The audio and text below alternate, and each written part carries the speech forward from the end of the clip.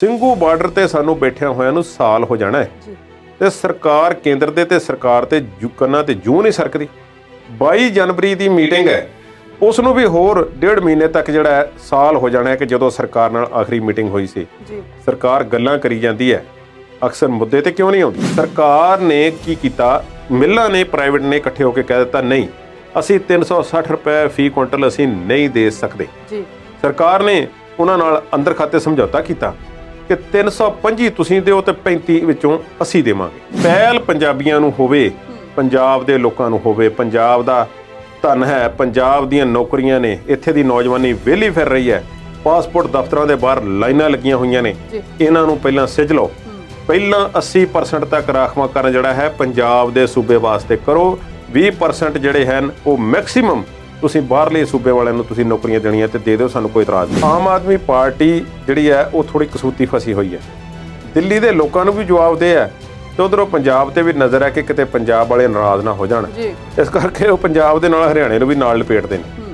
ਦਿੱਲੀ ਨੇ ਕਿਹਾ ਸੀ ਕਿ ਤੁਸੀਂ ਇਹ ਗੱਲ ਕਿਵੇਂ ਕਹਿ ਸਕਦੇ ਹੋ ਕਿ ਇੱਥੇ ਪੰਜਾਬ ਦਾ ਤੇ ਹਰਿਆਣੇ ਦਾ ਧੂੰਆਂ ਆ ਵੜਦਾ ਹੈ, ਤੁਸੀਂ ਪਹਿਲਾਂ ਆਪਣੇ ਵੱਲ ਤੇ ਦੇਖੋ। ਨਵਜੋਤ ਸਿੰਘ ਸਿੱਧੂ ਭਾਵੇਂ ਕਿ PPCC ਦੇ ਅਹੁਦੇ ਤੇ ਕੁਰਸੀ ਤੇ ਬਹਿ ਗਏ ਨੇ, ਉਹਨਾਂ ਦੀ ਮਰਜ਼ੀ ਦੇ ਕੁਝ ਹੋਰ ਲੋਕ ਵੀ ਜਿਹੜੇ ਹਨ ਅਹੁਦਿਆਂ ਤੇ ਬਿਰਾਜਮਾਨ ਹੋ ਗਏ ਨੇ। ਇਹ ਸਿੱਧੂ ਦੀ ਇੱਕ ਅੰਦਰ ਖਾਤੇ ਜਿੱਤ ਇਸ ਨੂੰ ਆਖਿਆ ਜਾ ਸਕਦਾ ਹੈ। ਸਰਕਾਰ ਦੇ ਕੰਮਾਂ ਦੇ ਵਿੱਚ ਦਖਲਅੰਦਾਜ਼ੀ ਸਿੱਧੂ ਦੀ ਇਸ ਹੱਦ ਤੱਕ ਹੈ ਕਿ ਚੰਨੀ ਸਾਹਿਬ ਦੇ ਨਾਲ ਉਹਨਾਂ ਦੀਆਂ ਪ੍ਰੈਸ ਕਾਨਫਰੰਸਾਂ ਸਾਂਝੀਆਂ ਹੁੰਦੀਆਂ ਨੇ ਤੇ ਜੇ ਕਿਸੇ ਬੱਚੇ ਨੂੰ ਇਹ ਨਾ ਦੱਸਿਆ ਜਾਵੇ ਕਿ ਦੋਨਾਂ ਚੋਂ ਮੁੱਖ ਮੰਤਰੀ ਕੌਣ ਹੈ ਤੇ ਸ਼ਾਇਦ ਨਵਜੋਤ ਸਿੰਘ ਸਿੱਧੂ ਨੂੰ ਸਮਝ ਲਵੇ। ਮੌਜੂਦਾ ਵਿਧਾਇਕ ਗਰੰਟੀ ਨਾ ਸਮਝਣ ਕਿ ਸਾਰਿਆਂ ਨੂੰ ਟਿਕਟਾਂ ਮਿਲਣਗੀਆਂ। ਇਹਦਾ ਮਤਲਬ ਇਹ ਹੈ ਸੁਨੀਲ ਕਿ ਜਿਹੜੇ ਕਾਂਗਰਸ ਪਾਰਟੀ ਦੀ ਟਿਕਟ ਤੋਂ ਹਾਰੇ ਹੋਏ ਨੇ ਉਹਨਾਂ ਨੂੰ ਤਾਂ ਫਿਰ ਮੇਰਾ ਖਿਆਲ ਹੈ ਕਿ ਚੰਗਾ ਤਕੜਾ ਇਸ਼ਾਰਾ ਹੈ ਤੇ ਉਹ ਸਮਝ ਜਾਣਗੇ ਛੇਤੀ ਤੋਂ ਛੇਤੀ ਕਿ ਕਿਹਦੀ ਟਿਕਟ ਕੱਟੀ ਜਾਣੀ ਹੈ ਤੇ ਕਿਹਦੀ ਜੇਬ ਦੇ ਵਿੱਚ ਟਿਕਟ ਪੈ ਜਾਵੇਗੀ। ਜਿੰਨੇ ਮੁੱਦੇ ਨਵਜੋਤ ਸਿੰਘ ਸਿੱਧੂ ਨੇ ਲੋਕਾਂ ਨੂੰ ਚੇਤੇ ਕਰਵਾ ਦਿੱਤੇ ਨੇ, ਚੇਤੇ ਕਰਵਾ ਵੀ ਦਿੱਤੇ ਨੇ, ਜਿਵੇਂ ਕਹਿੰਦੇ ਕਿ ਘੋਟ ਕੇ ਦਿਮਾਗ 'ਚ ਪਾ ਦਿੱਤੇ ਨੇ। ਮੈਂ ਸਮਝਦਾ ਕਿ ਪੰਜਾਬੀਆਂ ਦੀ ਨਾ ਸਮਝੀ ਹੋਵੇਗੀ ਕਿ ਅਗਰ ਉਹ ਭੁੱਲਣਗੇ ਮੁੱਦੇ, ਉਹ ਵਾਕਿਆ ਹੀ ਮੁੱਦੇ ਨੇ। ਬਿਜਲੀ ਮੁੱਦੇ ਤੇ ਮੈਂ ਮੰਨਾਂਗਾ ਉਸ ਦਿਨ ਪੰਜਾਬ ਜਿਹੜਾ ਹੈ ਸਹੀ ਹੋਵੇਗਾ ਜਿਸ ਦਿਨ ਘਰ ਘਰ ਦੇ ਵਿੱਚੋਂ ਇਨਵਰਟਰ ਚੁੱਕੇ ਜਾਣਗੇ। ਇਹ ਕੋਈ ਗੱਲ ਥੋੜਾ ਹੈ, ਲੋਕ ਆਪਣੇ ਕੋਲੋਂ ਪੈਸੇ ਖਰਚਣ ਨੂੰ ਤਿਆਰ ਨੇ। ਇਹ ਕੋਈ ਕੰਮ ਪੁੱਛ ਲਓ ਕਿਸੇ ਨੂੰ, ਉਹ ਜੀ ਕੱਲ ਨੂੰ ਹੋਊਗਾ, ਅੱਜ ਤੇ ਬੱਤੀ ਨਹੀਂ ਆਈ ਸਾਰਾ ਦਿਨ। ਚਾਹੇ ਉਹ ਹਰਜੀਤ ਗਰੇਵਾਲ ਦੇ ਮੂੰਹੋਂ ਅਖਵਾਇਆ ਹੋਵੇ, ਅਮਿਤ ਸ਼ਾਹ ਨੇ ਕਿਹਾ ਹੋਵੇ ਤੇ BJP ਦੇ ਆਗੂਆਂ ਦੀ ਗੱਲ ਮੰਨੀ ਗਈ ਹੋਵੇ, ਜਿਵੇਂ ਵੀ ਹੈ ਲੰਘਾ ਖੁੱਲ ਰਿਹਾ ਤੇ ਨਾਨਕ ਨਾਮ ਲੈਵਾ ਸੰਗਤ ਜਿਹੜੀ ਹੈ ਇੱਕ ਵਾਰੀ ਫੇਰ ਬਾਬੇ ਨਾਨਕ ਦੀ ਕਰਮ ਭੂਮੀ ਤੇ ਅੱਜ ਪਹੁੰਚ ਗਈ। ਪਾਕਿਸਤਾਨ ਦੀ ਸਰਕਾਰ ਹੈ, ਉਹਨਾਂ ਦੇ ਲੋਕ ਜਿਹੜੇ ਨੇ ਸੰਗਤ ਨੂੰ ਸਵਾਗਤ ਕਰਨ ਲਈ ਤਿਆਰ ਨੇ। $20 ਦੀ ਫੀਸ ਜਿਹੜੀ ਹੈ ਉਹ ਹਰ ਸ਼ਰਧਾਲੂ ਵਾਸਤੇ ਰੱਖੀ ਹੋਈ ਹੈ। ਉਹ ਪਹਿਲੇ ਕੁਝ ਦਿਨਾਂ ਤੱਕ ਵੇਵ ਆਫ ਹੋਵੇਗੀ, ਨਹੀਂ ਦੇਣੀ ਪਵੇਗੀ ਤੇ ਫਿਰ ਬਾਅਦ ਵਿੱਚ ਉਹ ਲਾਗੂ ਹੋ ਜਾਵੇਗੀ।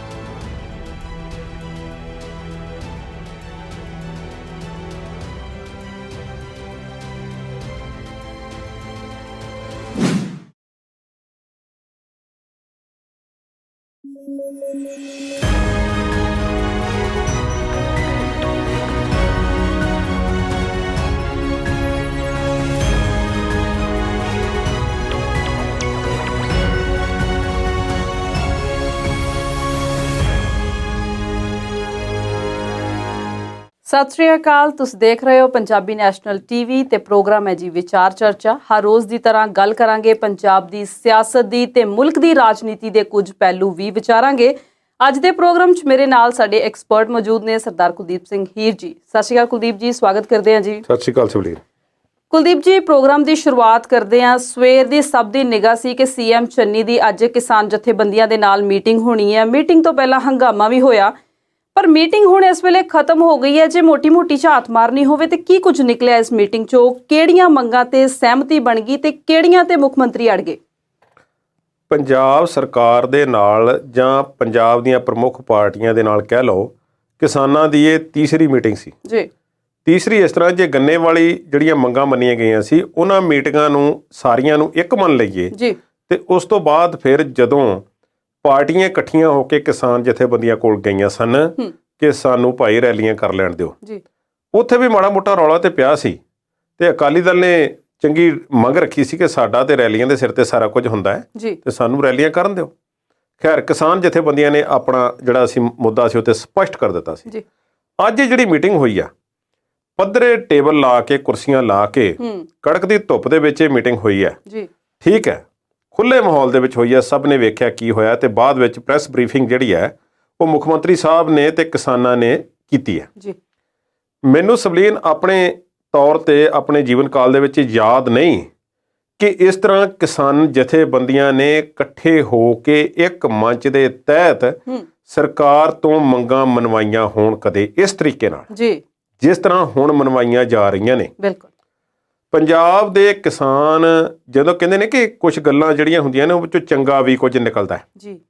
ਇਹ ਗੱਲ ਮਾੜੀ ਹੈ ਕਿ 700-800 ਕਿਸਾਨ ਜਿਹੜੇ ਨੇ ਸ਼ਹੀਦੀ ਪ੍ਰਾਪਤ ਕਰ ਚੁੱਕੇ ਨੇ, ਉਹਨਾਂ ਜਾਨਾਂ ਜਾ ਚੁੱਕੀਆਂ ਨੇ, ਪਰਿਵਾਰ ਖਤਮ ਹੋ ਰਹੇ ਨੇ ਜੀ। ਨੁਕਸਾਨ ਜਿਹੜਾ ਮਾਇਕ ਨੁਕਸਾਨ ਹੋਇਆ ਉਸ ਦਾ ਤੇ ਕੋਈ ਅੰਦਾਜ਼ਾ ਹੀ ਨਹੀਂ ਜੀ।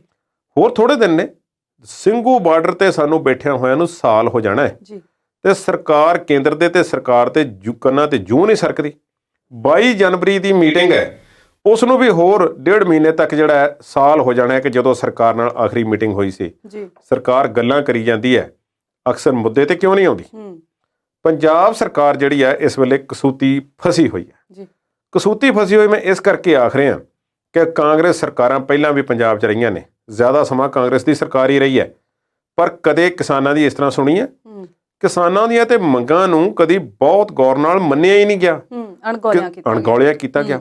ਕਿਸਾਨ ਕਿਸ ਤਰ੍ਹਾਂ ਖਿਲਰੇ ਹੋਏ ਸੀ, ਕਿਸਾਨਾਂ ਦੇ ਵਿੱਚ ਪਾੜ ਪਾ ਕੇ ਰੱਖਣ ਦੀ ਕੋਸ਼ਿਸ਼ ਕੀਤੀ ਗਈ। ਅੱਜ ਤੱਕ ਇੱਕ ਜਥੇਬੰਦੀ ਉੱਠਦੀ ਸੀ ਤੇ ਉਹਦੇ ਆਗੂ ਨੂੰ ਖਿੱਚ ਲਿਆ ਜਾਂਦਾ ਸੀ, ਕੋਈ ਲਾਲਚ ਦੇ ਕੇ ਉਹਨਾਂ ਨੂੰ ਥੋੜਾ ਬਹੁਤਾ ਪਾਸੇ ਕਰ ਦਿੱਤਾ ਜਾਂਦਾ ਸੀ, ਉਹਨਾਂ ਨੂੰ ਨਿਊਟਰਲਾਈਜ਼ ਕਰ ਦਿੱਤਾ ਜਾਂਦਾ ਸੀ, ਕੇਸ ਪਾ ਦਿੱਤੇ ਜਾਂਦੇ ਸਨ ਰੇਲਵੇ ਦੇ, ਪੁਲਿਸ ਦੇ, ਹੋਰ ਇਸ ਤਰ੍ਹਾਂ ਦੇ, ਜਿਸ ਨਾਲੋਂ ਆਪਣੇ ਆਪ ਪਿੱਛੇ ਹਟ ਜਾਂਦੇ ਸੀ।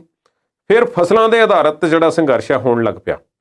ਫਸਲਾਂ ਤੇ ਆਧਾਰਿਤ ਸੰਘਰਸ਼ ਕਦੇ ਆਲੂ ਦਾ ਹੋ ਗਿਆ, ਨਰਮੇ ਦਾ ਹੋ ਗਿਆ, ਕਣਕ ਦਾ ਹੋ ਗਿਆ, ਝੋਨੇ ਦਾ ਹੋ ਗਿਆ ਤੇ ਗੰਨੇ ਦਾ ਹੋ ਗਿਆ। ਇਹ ਸਾਰੇ ਬਾਗਬਾਨੀ ਵਾਲੇ ਵੀ ਆਪਣੇ ਤੌਰ ਤੇ ਸੰਘਰਸ਼ ਕਰਦੇ ਰਹੇ, ਸਾਰੇ ਖਿਲਰੇ ਪਸਰੇ ਸਨ। ਪਰ ਪਹਿਲੀ ਵਾਰੀ ਜੋ ਮੈਂ ਗੱਲ ਕਰ ਰਿਹਾ ਸੀ ਸਵਲੀਨ, ਕਿ ਸਾਨੂੰ ਚੰਗਾ ਕੀ ਲੱਭਾ ਹੈ ਇਸ ਅੰਦੋਲਨ ਦੇ ਵਿੱਚੋਂ, ਉਹ ਮਿਲਿਆ ਹੈ ਸਾਨੂੰ ਸੰਯੁਕਤ ਕਿਸਾਨ ਮੋਰਚਾ। ਕਿਸਾਨ ਤਾਕਤ ਬਣ ਕੇ ਉੱਭਰਿਆ, ਕਿਸਾਨ ਇੱਕ ਪਲੇਟਫਾਰਮ ਦੇ ਥੱਲੇ। ਇਹ ਨਹੀਂ ਦੇਖੋ ਸਾਰੀ ਦੁਨੀਆ, ਦੇਖੋ ਜੀ ਕਿਸਾਨ ਤੇ ਆਪਸ ਵਿੱਚ ਪਾਟੇ ਹੋਏ ਨੇ ਜੀ, ਅਸੀਂ ਇਕੱਠੇ ਹੋ ਜਾਈਏ ਫਿਰ ਸਾਨੂੰ ਸਭ ਕੁਝ ਮਿਲ ਸਕਦਾ। ਅੱਜ ਇਹ ਗੱਲ ਸਾਬਤ ਹੁੰਦੀ ਨਜ਼ਰ ਆ ਰਹੀ ਹੈ। ਸਾਨੂੰ ਇਹ ਗੱਲ ਸਮਝ ਲੈਣੀ ਚਾਹੀਦੀ ਹੈ ਜੀ। ਕਿਸਾਨ ਇਕੱਠੇ ਹੋਏ ਨੇ, ਸੰਯੁਕਤ ਹੋਏ ਨੇ ਤੇ ਸੰਯੁਕਤ ਕਿਸਾਨ ਮੋਰਚੇ ਦੇ ਤਹਿਤ 32-33 ਜਿੰਨੀਆਂ ਵੀ ਹਨ ਜਾਂ 28 ਹੋਣਗੀਆਂ, ਜਿੰਨੀਆਂ ਵੀ ਹੋਣ, ਗਿਣਤੀ ਮੈਟਰ ਨਹੀਂ ਕਰਦੀ। ਕਿਸਾਨਾਂ ਨੇ ਆਪਣੀ ਜਥੇਬੰਦੀ ਬਣਾ ਲਈ ਹੈ, ਨਾਨ ਪੋਲੀਟੀਕਲ ਜਥੇਬੰਦੀ ਹੈ। ਹੁਣ ਇਹਨਾਂ ਵਿੱਚੋਂ ਕੋਈ ਰਾਜਨੀਤਿਕ ਚਾਹਤ ਰੱਖੇਗਾ ਵੀ, ਉਸ ਦੀ ਖਿਚਾਈ ਵੀ ਹੋਵੇਗੀ ਤੇ ਰਾਜਨੀਤਿਕ ਪਾਰਟੀਆਂ ਇਸ ਦੇ ਵਿੱਚ ਸਹਿਜੇ ਕੀਤੇ ਦਖਲਅੰਦਾਜ਼ੀ ਕਰ ਵੀ ਨਹੀਂ ਸਕਣਗੀਆਂ।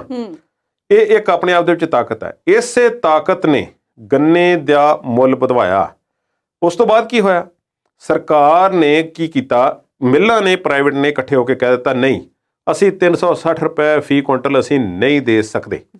ਸਰਕਾਰ ਨੇ ਉਹਨਾਂ ਨਾਲ ਅੰਦਰ ਖਾਤੇ ਸਮਝੌਤਾ ਕੀਤਾ ਕਿ 325 ਤੁਸੀਂ ਦਿਓ ਤੇ 35 ਵਿੱਚੋਂ ਅਸੀਂ ਦੇਵਾਂਗੇ।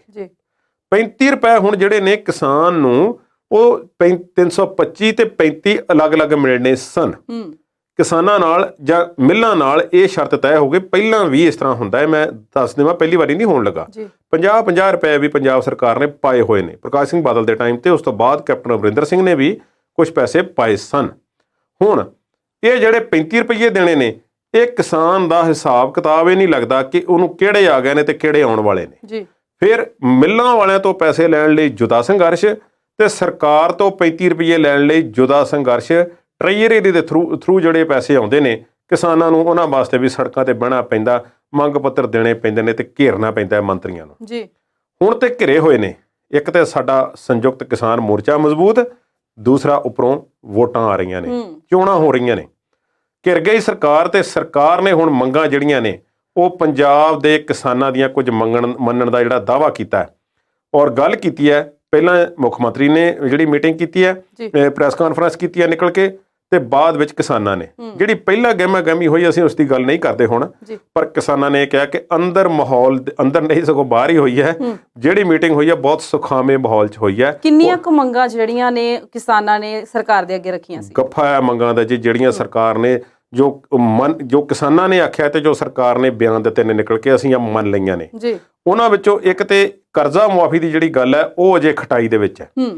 ਕਰਜ਼ਾ ਮੁਆਫੀ ਦੇ ਮਾਮਲੇ ਤੇ ਸਰਕਾਰ ਨੇ ਕਿਹਾ ਕਿ ਨਹੀਂ, ਸਾਡੇ ਹੱਥ ਖੜੇ ਨੇ, ਸਾਡੇ ਕੋਲ ਇੰਨੇ ਫੰਡਸ ਨਹੀਂ ਕਿ ਅਸੀਂ ਸਾਰਿਆਂ ਦਾ ਕਰਜ਼ਾ ਮੋੜ ਸਕੀਏ। ਪਰ ਉਹਨਾਂ ਨੇ ਨਾਲ ਥੋੜਾ ਜਿਹਾ ਮਿੱਠਾ ਸ਼ਾਇਦ ਵੀ ਚਟਾਇਆ। ਚੰਨੀ ਸਾਹਿਬ ਕਹਿੰਦੇ ਇਸ ਬਾਰੇ ਇੱਕ ਵਾਰ ਫੇਰ ਮੀਟਿੰਗ ਕਰਾਂਗੇ। 23 ਨਵੰਬਰ ਨੂੰ ਉਹਨਾਂ ਨੇ ਕਿਹਾ ਕਿ ਆਪਾਂ ਫੇਰ ਬੈਠਾਂਗੇ ਜਦੋਂ ਬੰਦਾ ਕਹਿ ਦਿੰਦਾ ਕਿ ਯਾਰ ਇੰਨੇ ਦੀ ਮੁੱਦਿਆਂ ਦੀ ਤੇ ਗੱਲ ਮੁਕਾਓ, ਇਹਦੇ ਬਾਰੇ ਆਪਾਂ ਫੇਰ ਗੱਲ ਕਰਾਂਗੇ। 23 ਨਵੰਬਰ ਕਿਹੜਾ ਦੂਰ ਹੈ, 6 ਦਿਨ ਨੇ, 6 ਦਿਨਾਂ 'ਚ ਫੇਰ ਜਿਹੜੀ ਹੈ ਪੰਜਾਬ ਸਰਕਾਰ ਨਾਲ ਮੀਟਿੰਗ ਹੋਵੇਗੀ।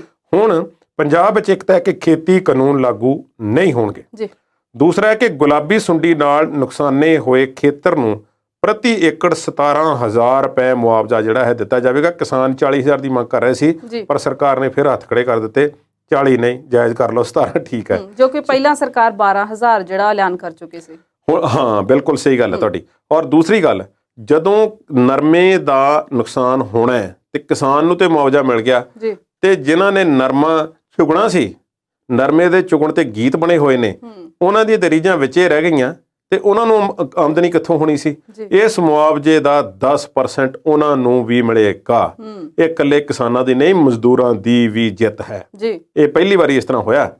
ਪਰਾਲੀ ਸਾੜਨ ਨੂੰ ਲੈ ਕੇ ਤੇ ਕਿਸਾਨ ਅੰਦੋਲਨ ਨੂੰ ਲੈ ਕੇ ਜਿੰਨੇ ਪਰਚੇ ਹੋਏ ਨੇ ਕਿਸਾਨਾਂ ਤੇ, ਉਹ ਸਾਰੇ ਰੱਦ ਹੋਣਗੇ।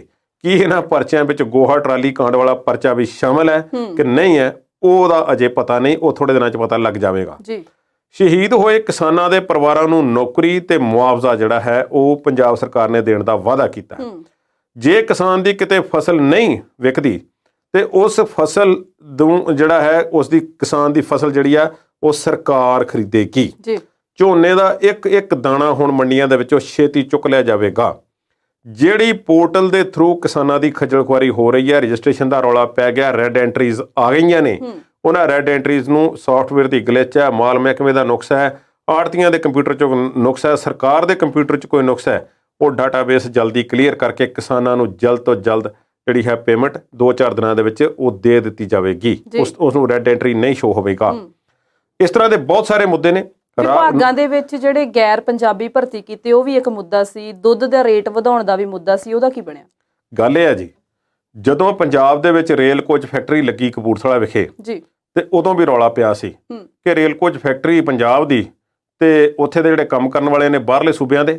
ਖੈਰ, ਇਹੋ ਜਿਹੀ ਗੱਲ ਨਹੀਂ, ਬਹੁਤ ਸਾਰੇ ਪੰਜਾਬੀ ਵੀ ਹੋਰਨਾਂ ਸੂਬਿਆਂ ਵਿੱਚ ਕੰਮ ਕਰ ਰਹੇ ਨੇ। ਕਿਸਾਨਾਂ ਨੇ ਵੀ ਬਣਦੀ ਜੀ ਗੱਲ ਕੀਤੀ ਹੈ, ਨਿਰਾ ਧੱਕਾ ਨਹੀਂ ਉਹਨਾਂ ਨੇ ਕਿਹਾ। ਕਿਹਾ ਕਿ ਪਹਿਲ ਪੰਜਾਬੀਆਂ ਨੂੰ ਹੋਵੇ, ਪੰਜਾਬ ਦੇ ਲੋਕਾਂ ਨੂੰ ਹੋਵੇ। ਪੰਜਾਬ ਦਾ ਧਨ ਹੈ, ਪੰਜਾਬ ਦੀਆਂ ਨੌਕਰੀਆਂ ਨੇ, ਇੱਥੇ ਦੀ ਨੌਜਵਾਨੀ ਵਿਹਲੀ ਫਿਰ ਰਹੀ ਹੈ, ਪਾਸਪੋਰਟ ਦਫ਼ਤਰਾਂ ਦੇ ਬਾਹਰ ਲਾਈਨਾਂ ਲੱਗੀਆਂ ਹੋਈਆਂ ਨੇ, ਇਹਨਾਂ ਨੂੰ ਪਹਿਲਾਂ ਸਿੱਝ ਲਓ। ਪਹਿਲਾਂ 80% ਤੱਕ ਰਾਖਵਾਂਕਰਨ ਜਿਹੜਾ ਹੈ ਪੰਜਾਬ ਦੇ ਸੂਬੇ ਵਾਸਤੇ ਕਰੋ। 20% ਜਿਹੜੇ ਹਨ ਉਹ ਮੈਕਸੀਮਮ ਤੁਸੀਂ ਬਾਹਰਲੇ ਸੂਬੇ ਵਾਲਿਆਂ ਨੂੰ ਤੁਸੀਂ ਨੌਕਰੀਆਂ ਦੇਣੀਆਂ ਤੇ ਦੇ ਦਿਓ, ਸਾਨੂੰ ਕੋਈ ਇਤਰਾਜ਼ ਨਹੀਂ। ਇਹ ਵੀ ਮੈਂ ਸਮਝਦਾ ਕਿ ਕਿਸਾਨਾਂ ਨੇ ਵੀ ਸਮਝਦਾਰੀ ਦਿਖਾਈ ਹੈ, 100% ਵਾਲੀ ਜ਼ਿੱਦ ਨਹੀਂ ਕੀਤੀ। ਇਸ ਦੇ ਨਾਲ ਹੀ ਕੁਝ ਹੋਰ ਵੀ ਗੱਲਾਂ ਨੇ। ਇੱਕ ਤੇ ਹਾਈਵੇਜ਼ ਦਾ ਜਿਹੜਾ ਮਸਲਾ ਹੈ, ਕਿ ਜਿਹੜੇ ਕੇਂਦਰ ਦੇ ਜਾਂ ਸਟੇਟ ਹਾਈਵੇਜ਼ ਦੇ, ਜਿਹੜੇ ਨੈਸ਼ਨਲ ਹਾਈਵੇ ਜਾਂ ਸਟੇਟ ਹਾਈਵੇ, ਦੋਨਾਂ ਨੂੰ ਐਕਸਪੈਂਡ ਕੀਤਾ ਜਾ ਰਿਹਾ ਹੈ। ਵੱਡਾ ਇੱਕ ਜਿਹੜਾ ਹਾਈਵੇ ਨਿਕਲ ਰਿਹਾ ਕਟੜਾ ਦਿੱਲੀ ਐਕਸਪ੍ਰੈਸਵੇ ਜਿਹੜਾ ਬਣਨਾ ਹੈ, ਉਹ ਬਿਲਕੁਲ ਨਵਾਂ ਬਣਨਾ ਹੈ। ਮੌਜੂਦਾ ਹਾਈਵੇ ਦੇ ਨਾਲ ਉਸਦਾ ਕੋਈ ਸੰਬੰਧ ਨਹੀਂ ਹੋਵੇਗਾ, ਤੇ ਉਹ ਇੱਕ ਨਵੀਂ ਜ਼ਮੀਨ ਅਕਵਾਇਰ ਕੀਤੀ ਜਾ ਰਹੀ ਹੈ। ਪੰਜਾਬ ਦੇ ਤਕਰੀਬਨ ਸਾਰੇ ਜ਼ਿਲ੍ਹਿਆਂ ਦੇ ਵਿੱਚੋਂ ਲੰਘਣਾ ਹੈ। ਥੋੜੇ ਕੁ ਜ਼ਿਲ੍ਹੇ ਜਿਹੜੇ ਨੇ ਉਸ ਵਿੱਚੋਂ ਇੱਕ ਪਾਸੇ ਰਹਿ ਜਾਣਗੇ। ਉਹਨਾਂ ਜ਼ਿਲ੍ਹਿਆਂ ਦੇ ਵਿੱਚੋਂ ਜ਼ਮੀਨ ਜਿਹੜੀ ਅਕਵਾਇਰ ਕੀਤੀ ਜਾ ਰਹੀ ਹੈ, ਕਾਫੀ ਵੱਡਾ ਖੇਤਰ ਹੈ, ਕੋਈ ਬਾਈਪਾਸ ਬਣ ਰਿਹਾ, ਕਿਤੇ ਬਣ ਰਿਹਾ, ਤੇ ਉਹ ਕਿਸਾਨਾਂ ਨੇ ਆਖਿਆ ਕਿ ਦੇਖੋ, ਵੱਟ ਹੁੰਦੀ ਹੈ ਵਿਚਕਾਰ, ਤੇ ਵੱਟ ਦੇ ਇਸ ਪਾਸੇ ਰੇਟ ਹੋਰ ਹੈ ਤੇ ਇਸ ਪਾਸੇ ਹੋਰ ਹੈ। ਇਹ ਅਫਸਰਾਂ ਦੀ ਮਿਲੀ ਭੁਗਤ ਤੇ ਸਰਕਾਰਾਂ ਦੀ ਨਾਲਾਇਕੀ ਤੇ ਨਾ ਅਹਿਲੀ, ਇਹਨਾਂ ਚੀਜ਼ਾਂ ਤੇ ਕੰਟਰੋਲ ਕੀਤਾ ਜਾਵੇ ਤੇ ਸਾਰਿਆਂ ਨੂੰ ਬਰਾਬਰ ਵਧੀਆ ਬਣਦਾ ਮੁੱਲ ਜਿਹੜਾ ਹੈ ਉਹ ਦਿੱਤਾ ਜਾਵੇ, ਮੁਆਵਜ਼ਾ ਦਿੱਤਾ ਜਾਵੇ। ਜਿਹੜੀਆਂ ਫਰਦਾਂ ਜਿਹੜੀਆਂ ਹਨ ਅਖਬਾਰਾਂ ਵਿੱਚ ਲੱਗਦੀਆਂ ਨੇ, ਉਹਨਾਂ ਵਿੱਚ ਜਦੋਂ ਨੰਬਰ ਪੈਂਦੇ ਨੇ ਸਭ ਕੁਝ ਆਉਂਦਾ, ਸਾਰਿਆਂ ਨੂੰ ਬਰਾਬਰ ਮਿਲਣਾ ਚਾਹੀਦਾ। ਇਸ ਮਾਮਲੇ ਵਿੱਚ ਘਪਲੇਬਾਜ਼ੀ ਬੰਦ ਹੋਣੀ ਚਾਹੀਦੀ ਹੈ। ਸੋ ਕਿਸਾਨਾਂ ਨੇ ਜ਼ੋਰ ਪਾ ਕੇ ਆਪਣੀਆਂ ਮੰਗਾਂ ਬਹੁਤ ਸਾਰੀਆਂ ਨੇ, ਅਸੀਂ ਮਿਸ ਕਰ ਗਏ ਹੋਵਾਂਗੇ, ਇਹਦੇ ਵਿੱਚੋਂ ਕੋਸ਼ਿਸ਼ ਕਰਾਂਗੇ ਕਿ ਫਿਰ ਇਹਨੂੰ ਕਵਰ ਕਰਨ ਦਾ ਯਤਨ ਕਰੀਏ। ਜੀ, ਗੱਲਬਾਤ ਦਾ ਦੌਰ ਇਸੇ ਤਰ੍ਹਾਂ ਜਾਰੀ ਰੱਖਾਂਗੇ। ਗੱਲ ਪ੍ਰਦੂਸ਼ਣ ਦੀ ਵੀ ਕਰਾਂਗੇ, ਜੋ ਇਸ ਵੇਲੇ ਦੀ ਸਭ ਤੋਂ ਵੱਡੀ ਸਮੱਸਿਆ ਆ। ਪਰ ਇਸ ਵੇਲੇ ਵੇਲਾ ਹੋ ਗਿਆ ਇੱਕ ਛੋਟੀ ਜਿਹੀ ਬ੍ਰੇਕ ਦਾ। ਜਲਦ ਹਾਜ਼ਰ ਹੁੰਨੇ।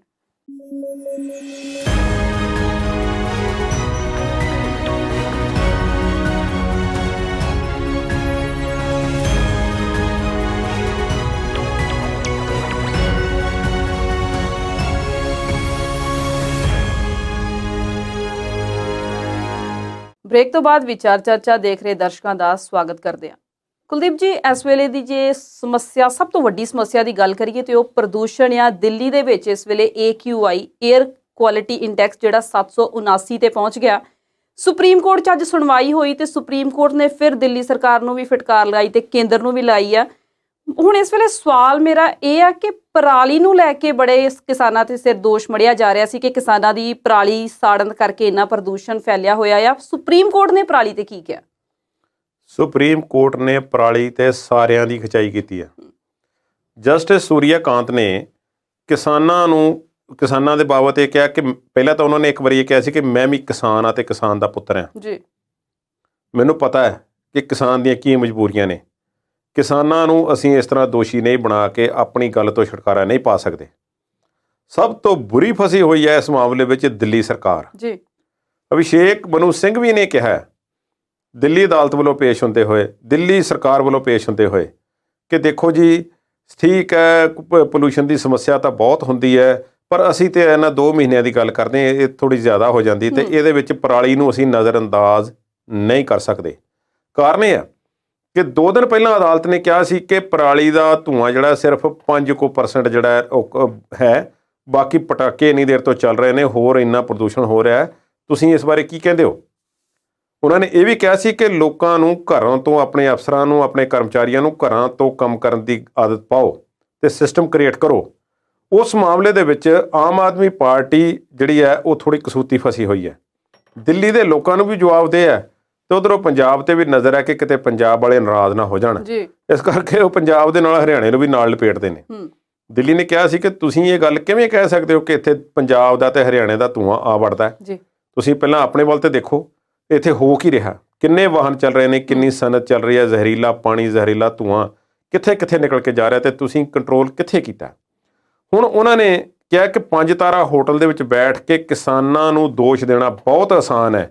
ਤੁਹਾਡੇ ਕੋਲ ਕਹਿੰਦੇ ਕਿਸਾਨਾਂ ਨੂੰ ਮਸ਼ੀਨਾਂ ਮੁਹੱਈਆ ਕਰਵਾਉਣ ਦੀ ਸਮਰੱਥਾ ਹੈ, ਜੇ ਤੁਸੀਂ ਉਹ ਮੁਹੱਈਆ ਕਰਵਾ ਦਿਓ ਤੇ ਫਿਰ ਉਹ ਜਿਹੜਾ ਮਸਲੇ ਦਾ ਹੱਲ ਹੋ ਸਕਦਾ।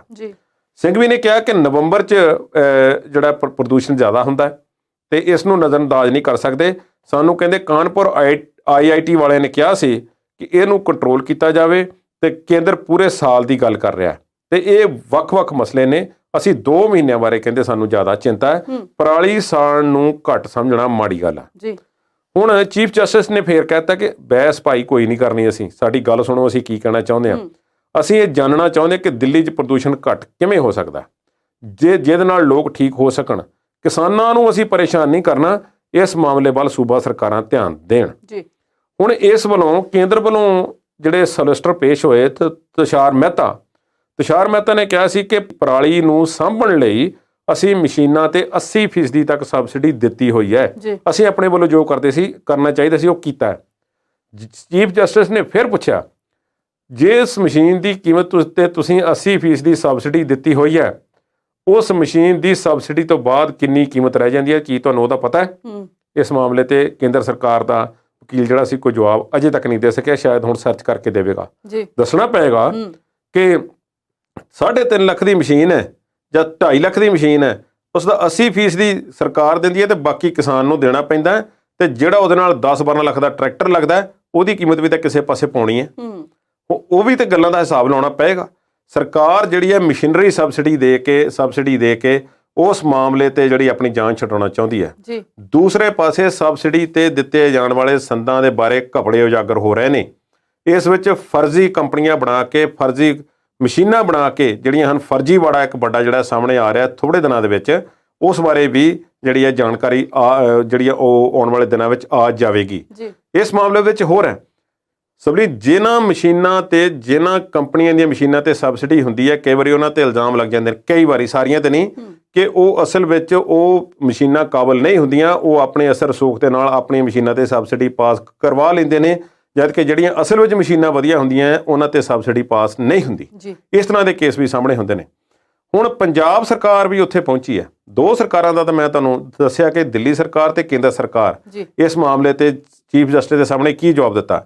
ਪੰਜਾਬ ਸਰਕਾਰ ਨੇ ਕਿਹਾ ਕਿ ਅਸੀਂ ਆਪਣਾ ਜਵਾਬ ਦਾਖਲ ਕਰ ਦਿੱਤਾ ਹੈ ਤੇ ਪਰਾਲੀ ਸਾੜਨ ਦੇ ਮਾਮਲੇ ਵਿੱਚ ਸਾਨੂੰ ਕੇਂਦਰ ਤੋਂ ਵਿੱਤੀ ਸਹਾਇਤਾ ਦੀ ਲੋੜ ਹੈ ਤੇ ਇਹਦੇ ਲਈ ਹਰ ਸੰਭਵ ਕਦਮ ਚੁੱਕਣਾ, ਪਰ ਵਿੱਤੀ ਸੰਕਟ ਸਾਡੇ ਸਾਹਮਣੇ ਬਹੁਤ ਵੱਡਾ ਹੈ ਤੇ ਅਸੀਂ ਕਾਬੂ ਪਾਉਣ ਲਈ ਕੇਂਦਰ ਤੋਂ ਵਿੱਤੀ ਮਦਦ ਚਾਹੁੰਦੇ ਹਾਂ ਤੇ ਕਰ ਰਹੇ ਕਿ ਕਿਸਾਨਾਂ ਨੂੰ ਘੱਟੋ ਘੱਟ ਸਮਰਥਨ ਮੁੱਲ ਦੇ ਵਿੱਚ 100 ਰੁਪਏ ਪ੍ਰਤੀ ਕੁਇੰਟਲ ਦਾ ਮੁਆਵਜ਼ਾ ਜਿਹੜਾ ਦਿਓ ਤੇ ਤਾਂ ਕਿ ਸਿੱਧੇ ਕਿਸਾਨਾਂ ਨੂੰ ਇਸ ਦੇ ਜਿਹੜੇ ਪੈਸੇ ਮਿਲਣ ਤੇ ਕਿਸਾਨ ਆਪਣੇ ਤੌਰ ਤੇ ਇਸ ਮਾਮਲੇ ਦੇ ਵਿੱਚ ਮਸ਼ੀਨ ਖਰੀਦ ਲੈਣ। ਕੋਈ ਹੋਰ ਤਰੀਕਾ ਅਪਣਾਉਣਾ ਹੈ ਤੇ ਉਹ ਵੀ ਅਪਣਾ ਸਕਦੇ ਨੇ। ਉਹਨਾਂ ਦੀ ਆਰਥਿਕ ਮਦਦ ਕਰਨ ਦੀ ਅਸਲੋਂ ਲੋੜ ਹੈ, ਜਿਹੜੀ ਕਿ ਨਹੀਂ ਹੋ ਰਹੀ। ਜੀ ਕੁਲਦੀਪ ਜੀ, ਗੱਲ ਹੁਣ ਕਰਦੇ ਹਾਂ ਬੜਬੋਲੇ ਜਿਹੇ ਸਿਆਸਤਦਾਨ ਦੀ, ਨਵਜੋਤ ਸਿੰਘ ਸਿੱਧੂ ਦੀ, ਜਿਨ੍ਹਾਂ ਨੇ 28 ਸਤੰਬਰ ਨੂੰ ਆਪਣੀ ਪ੍ਰਧਾਨਗੀ ਦਾ ਅਹੁਦਾ ਛੱਡਤਾ, ਅਸਤੀਫਾ ਦੇਤਾ ਤੇ 5 ਨਵੰਬਰ ਨੂੰ ਐਲਾਨ ਕਰਤਾ ਵੀ ਮੈਂ ਅਸਤੀਫਾ ਹੁਣ ਵਾਪਸ ਲੈ ਲੈਣਾ। ਸਵਾਲ ਮੇਰਾ ਹੁਣ ਇਹ ਆ ਕਿ ਦੁਬਾਰਾ ਕੁਰਸੀ ਤੇ ਬਹਿ ਕੇ ਚੁੱਪ ਗੜੁੱਪ ਬੈਠੇ ਨੇ ਜਾਂ ਕੋਈ ਨਵਾਂ ਰਾਗ ਸ਼ੋ ਲਿਆ ਉਹਨਾਂ ਨੇ? ਨਹੀਂ, ਚੁੱਪ ਬੈਠਣ ਵਾਲੇ ਨਹੀਂ। ਤੇ ਉਹਨਾਂ ਦਾ ਤਾਂ ਇੰਨਾ ਕੀ ਗੱਲ ਹੈ ਹੁਣ ਕਿ ਚੁੱਪ ਤੇ ਉਹ ਨਹੀਂ ਬੈਠਣਾ ਨਹੀਂ। ਸਵੇਰ ਵੇਲੇ ਜੇ ਚੰਨੀ ਸਰਕਾਰ ਦੀਆਂ ਸਿਫਤਾਂ ਕਰਦੇ ਨੇ ਤੇ ਗੱਲ ਪੱਕੀ ਹੈ ਕਿ ਸ਼ਾਮ ਨੂੰ ਜਾਂ ਜ਼ਿਆਦਾ ਤੋਂ ਜ਼ਿਆਦਾ ਅਗਲੇ ਦਿਨ ਦੁਪਹਿਰ ਤੱਕ ਉਹਨਾਂ ਨੇ ਕੋਈ ਨਾ ਕੋਈ ਵਿਰੋਧ ਗੱਲ ਕਰ ਦੇਣੀ ਹੈ ਜੀ। ਹੁਣ ਨਵਜੋਤ ਸਿੰਘ ਸਿੱਧੂ ਭਾਵੇਂ ਕਿ PPCC ਦੇ ਅਹੁਦੇ ਤੇ ਕੁਰਸੀ ਤੇ ਬਹਿ ਗਏ ਨੇ, ਉਹਨਾਂ ਦੀ ਮਰਜ਼ੀ ਦੇ ਕੁਝ ਹੋਰ ਲੋਕ ਵੀ ਜਿਹੜੇ ਹਨ ਅਹੁਦਿਆਂ ਤੇ ਬਿਰਾਜਮਾਨ ਹੋ ਗਏ ਨੇ, ਉਹਨਾਂ ਨੇ ਕੰਮਕਾਜ ਆਪਣਾ ਸੰਭਾਲ ਲਿਆ। ਐਡਵੋਕੇਟ ਜਨਰਲ ਗੱਦੀਆਂ ਲੱਥ ਗਏ ਨੇ ਤੇ ਉਹਨਾਂ ਦੀ ਜਗ੍ਹਾ ਤੇ ਨਵਾਂ ਐਡਵੋਕੇਟ ਜਨਰਲ ਆ ਜਾਵੇਗਾ। ਇਹ ਸਿੱਧੂ ਦੀ ਇੱਕ ਅੰਦਰ ਖਾਤੇ ਜਿੱਤ ਇਸ ਨੂੰ ਆਖਿਆ ਜਾ ਸਕਦਾ ਹੈ।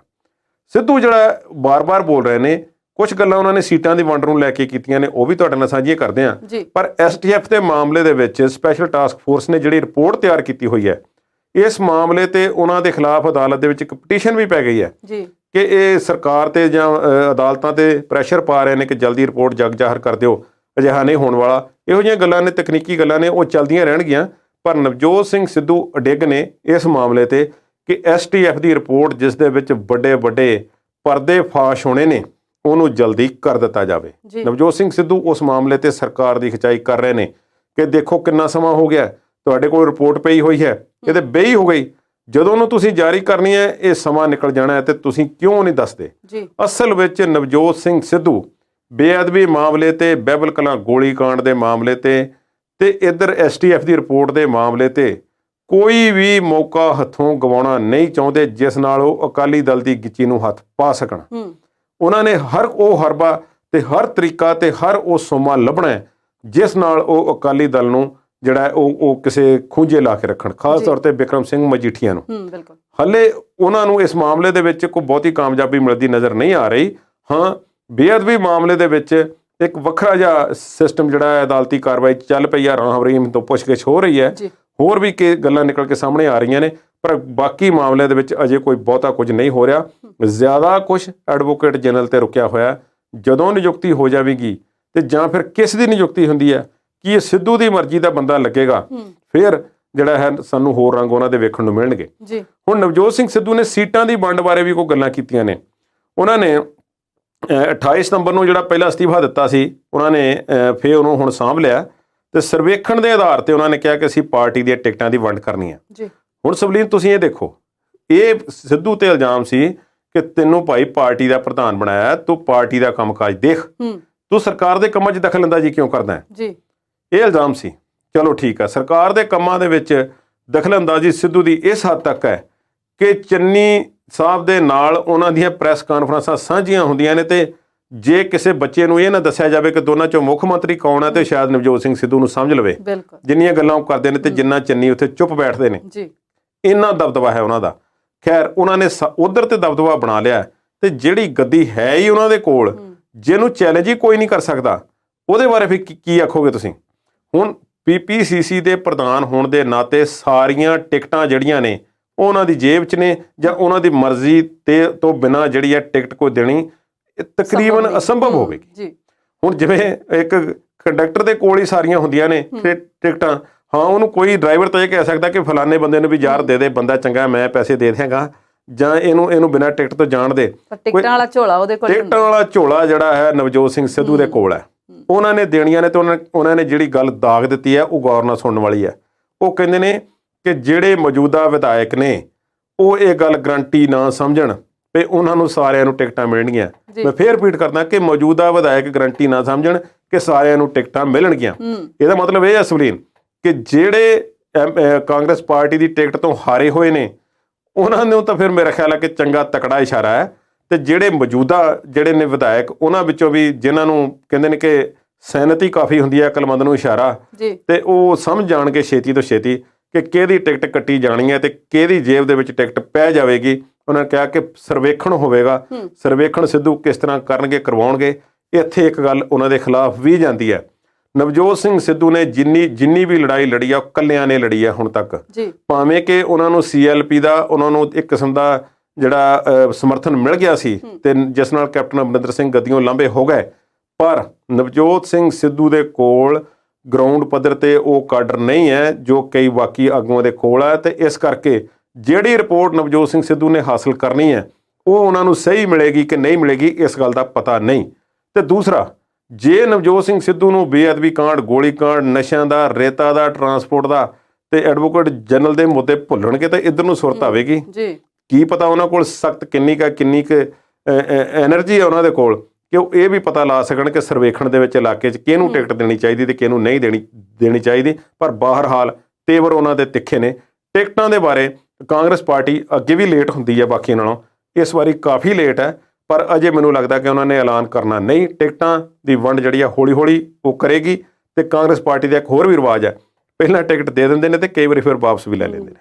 ਕੁੱਲ ਮਿਲਾ ਕੇ ਜਿੱਤਣ ਦੀ ਉਮੀਦ ਜਿਹੜੀ ਉਹ ਤੈਅ ਕਰੇਗੀ ਕਿ ਟਿਕਟ ਕਿਹਨੂੰ ਮਿਲਣੀ ਹੈ ਤੇ ਕਿਹਨੂੰ ਨਹੀਂ ਮਿਲਣੀ। ਬਿਲਕੁਲ। ਪੰਜਾਬ ਦੀ ਰਾਜਨੀਤੀ ਦੇ ਕੁਝ ਮੁੱਦੇ ਹੋਰ ਵੀ ਵਿਚਾਰਾਂਗੇ, ਪਰ ਇਸ ਵੇਲੇ ਵੇਲਾ ਹੋ ਗਿਆ ਇੱਕ ਛੋਟੀ ਜਿਹੀ ਬ੍ਰੇਕ ਦਾ। ਜਲਦ ਹਾਜ਼ਰ ਹੁੰਦੇ ਹਾਂ।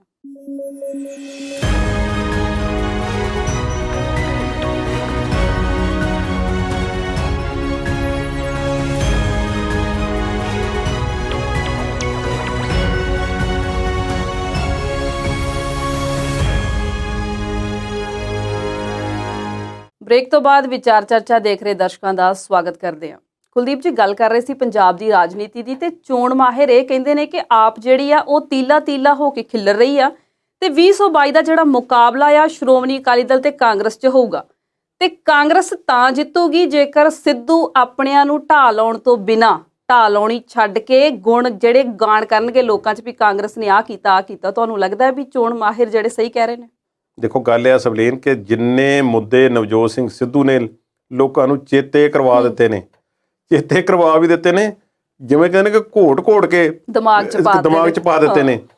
ਮੈਂ ਸਮਝਦਾ ਕਿ ਪੰਜਾਬੀਆਂ ਦੀ ਨਾ ਸਮਝੀ ਹੋਵੇਗੀ ਕਿ ਅਗਰ ਉਹ ਭੁੱਲਣਗੇ ਮੁੱਦੇ, ਉਹ ਵਾਕਿਆ ਹੀ ਮੁੱਦੇ ਨੇ।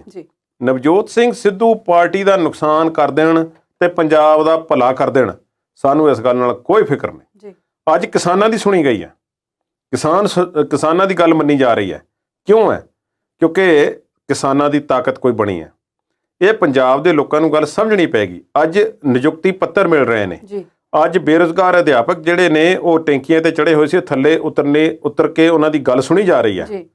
ਤੇ ਇਹ ਸਾਰਾ ਕੁਝ ਕਿਉਂ ਹੋ ਰਿਹਾ? ਜੇ ਕਿਸੇ ਨੇ ਕੋਈ ਦਬਾਅ ਬਣਾਇਆ ਤੇ ਫੇਰ ਹੀ ਹੋ ਰਿਹਾ ਨਾ, ਨਹੀਂ ਤੇ ਇਹ ਤਾਂ ਫੇਰ ਉਹੀ ਹੋ ਗਿਆ ਸੀ ਕਿ ਚਾਹੁੰਦਾ ਹੈ ਪੰਜਾਬ ਇੱਕ ਵਾਰ ਫੇਰ ਕੈਪਟਨ ਦੀ ਸਰਕਾਰ। ਇਹ ਕੋਈ ਗੱਲ ਤਾਂ ਨਾ ਹੋਈ। ਸਮਾਰਟਫੋਨ ਦੇ ਦਿਆਂਗੇ, ਆਹ ਕਰ ਦਿਆਂਗੇ। ਬਿਜਲੀ ਦੇ ਮੁੱਦੇ ਤੇ ਹਾਲਾਂਕਿ ਮੈਂ ਸਮਝਦਾ ਕਿ ਲੋਕਾਂ ਨੂੰ ਗਲਤ ਰਸਤੇ ਪਾਇਆ ਜਾ ਰਿਹਾ ਹੈ। ਬਿਜਲੀ ਮੁੱਦੇ ਤੇ ਮੈਂ ਮੰਨਾਂਗਾ ਉਸ ਦਿਨ ਪੰਜਾਬ ਜਿਹੜਾ ਹੈ ਸਹੀ ਹੋਵੇਗਾ ਜਿਸ ਦਿਨ ਘਰ ਦੇ ਵਿੱਚੋਂ ਇਨਵਰਟਰ ਚੁੱਕੇ ਜਾਣਗੇ। ਜੀ ਬਿਲਕੁਲ। ਇਹ ਕੋਈ ਗੱਲ ਥੋੜਾ ਹੈ। ਲੋਕ ਆਪਣੇ ਕੋਲੋਂ ਪੈਸੇ ਖਰਚਣ ਨੂੰ ਤਿਆਰ ਨੇ। ਇਹ ਕੋਈ ਕੰਮ ਪੁੱਛ ਲਓ ਕਿਸੇ ਨੂੰ, ਉਹ ਜੀ ਕੱਲ ਨੂੰ ਹੋਊਗਾ, ਅੱਜ ਤੇ ਬੱਤੀ ਨਹੀਂ ਆਈ ਸਾਰਾ ਦਿਨ, ਅੱਜ ਤੇ ਬੱਤੀ ਹੈ ਨਹੀਂ। ਉਹ ਸਾਰਾ ਦਿਨ ਇਹੋ ਕੁਛ ਹੀ ਹੈ। ਸਿਆਲ ਆ ਗਿਆ, ਇੱਥੇ ਥੋੜੀ ਜਿਹੀ ਚਲੋ ਰਾਹਤ ਮਿਲ ਜਾਣੀ ਹੈ। ਕਿਸਾਨ ਤਾਂ ਸੜਕਾਂ ਤੇ ਬੈਠਣ ਲਈ ਮਜਬੂਰ ਹੋ ਜਾਂਦੇ ਨੇ ਕਿ ਸਾਡੀ ਗੱਲ ਨਹੀਂ ਸੁਣੀ ਜਾ ਰਹੀ, ਬਿਜਲੀ ਨਹੀਂ ਆਉਂਦੀ। ਇਹ ਸਾਰੀਆਂ ਗੱਲਾਂ ਨੇ, ਪਰ ਸਿੱਧੂ ਨੇ ਦਬਾਅ ਬਣਾਇਆ ਹੋਇਆ। ਸਿੱਧੂ ਨੇ ਜਿਹੜੇ ਮੁੱਦੇ ਚੇਤੇ ਕਰਾਏ ਨੇ, ਸਾਡੀ ਵੈਸੇ ਯਾਦ ਸ਼ਕਤੀ ਹੈ ਬਹੁਤ ਘੱਟ ਹੈ, ਅਸੀਂ ਭੁੱਲ ਜਾਂਦੇ ਹਾਂ ਛੇਤੀ, ਪਰ ਜੇ ਨਾ ਭੁੱਲੀਏ ਤਾਂ ਬਿਹਤਰ ਹੈ। ਜੀ ਕੁਲਦੀਪ ਜੀ, 16 ਮਾਰਚ 2020 ਨੂੰ ਕਰੋਨਾ ਮਹਾਮਾਰੀ ਕਰਕੇ ਕਰਤਾਰਪੁਰ ਲਾਂਘਾ ਬੰਦ ਕਰ ਦਿੱਤਾ ਗਿਆ ਸੀ ਤੇ 20 ਮਹੀਨਿਆਂ ਬਾਅਦ ਅੱਜ ਖੁਸ਼ੀ ਵਾਲੀ ਗੱਲ ਹੈ ਕਿ ਇਹ ਲਾਂਘੇ ਨੂੰ ਮੁੜ ਤੋਂ ਖੋਲ੍ਹ ਦਿੱਤਾ ਗਿਆ ਆ।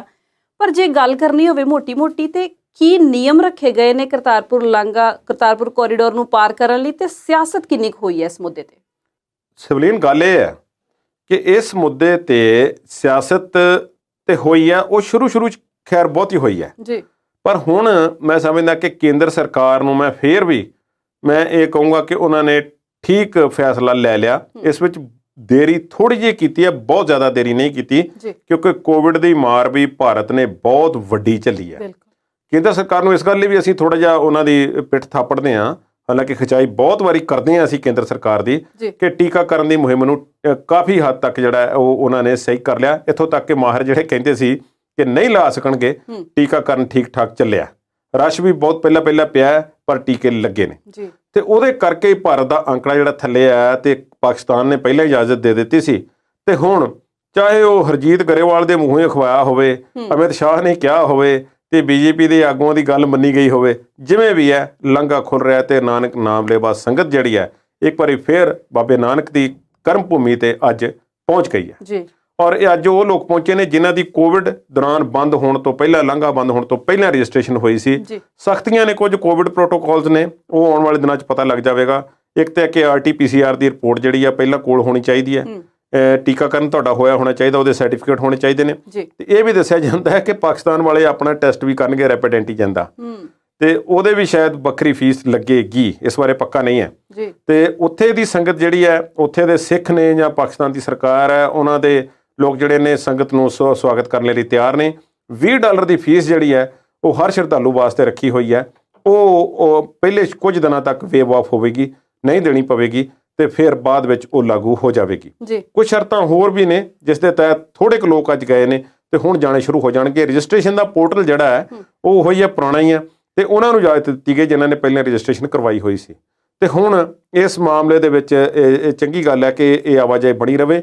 ਪਰ ਜਿਹੜਾ ਤੁਸੀਂ ਕਿਹਾ ਕਿ ਪੱਕੇ ਨਿਯਮ ਕੀ ਨੇ, ਤੁਹਾਨੂੰ ਪਤਾ ਹੈ ਕਿ ਸਾਡੇ ਦੇਸ਼ ਦੇ ਵਿੱਚ ਸਿਸਟਮ ਚਾਲੂ ਕਰ ਦਿੱਤਾ ਜਾਂਦਾ ਹੈ ਤੇ ਫਿਰ ਨਿਯਮ ਅੱਜ ਹੋਰ, ਕੱਲ੍ਹ ਨੂੰ ਹੋਰ, ਪਰਸੋਂ ਨੂੰ ਹੋਰ, ਇਹ ਬਦਲੀ ਅਜੇ ਹੋਣਗੇ।